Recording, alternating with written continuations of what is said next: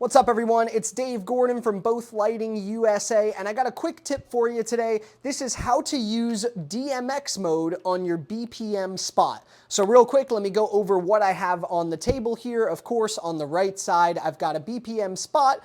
In the middle there, I have our DMX Transmit Pro. As you know, the BPM spot is battery powered and has wireless DMX, so you can use our Transmit Pro, which we totally recommend. But if you already have a Donner or a Chinley system from Amazon, you can totally use those as well. And finally, on the left side, I have our DMX software. So I'm running SoundSwitch, and instead of using the Control 1 today, I just have the interface cable, the little black SoundSwitch interface cable. On one side, there's USB, and on the other side, there's DMX, and it goes right into our transmitter. So let's get a little bit of a closer look. First thing we'll do is set our transmitter. So let's turn it on right here, and you have two different buttons and two different settings. You have your P, your power mode, or you have your ID, which is your ID mode, your wireless ID. So P, we always want to set to 3. 3 is the highest power mode, so always set it to 3.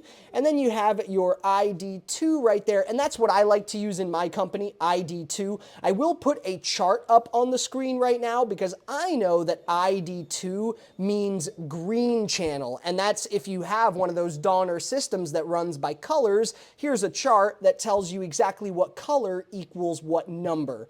But on the BPM spot and on here, it does go by numbers. So we have ID2 set. Now let's go down into our fixture here and let's set exactly everything we need here. There are exactly 3 things you need to set. And the first one is going to be your DMX address. So I already turned it on. Let's press OK, and let's press OK to get into the ADDRE. That's your address. And there you go. This is what you need to set. I have it set to 164 because that's what I know is set in our SoundSwitch file. It is your DMX software that is going to indicate what channel to set your light to. They need to match. The light needs to be set on the channel that your computer or your software knows it's set to. In this case, it's 164. Let's press OK and go to step 2, which is going to be in your settings right here. Let's press OK.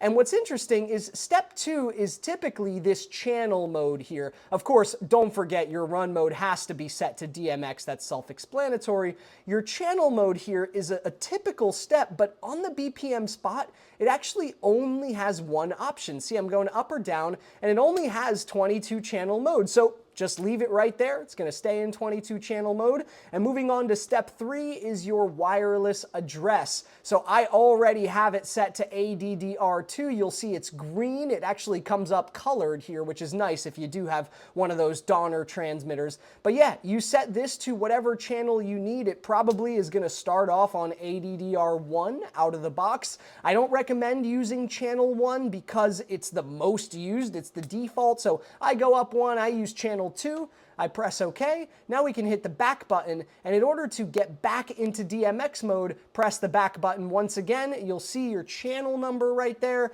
and you'll see that it says that you're in DMX 512 mode. Now real quick, let's switch to this view and check if we have signal. So I'm going to go over here, I'm in the static looks, and I'm going to click static blue.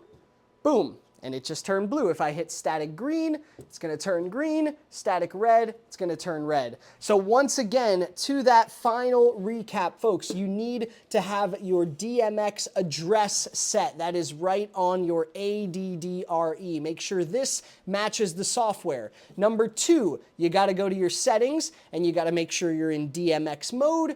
Of course, 22 channel mode is going to always be there, and you need to set your wireless address. So it really is only 2 settings, wireless address and your DMX address. Thanks so much for watching.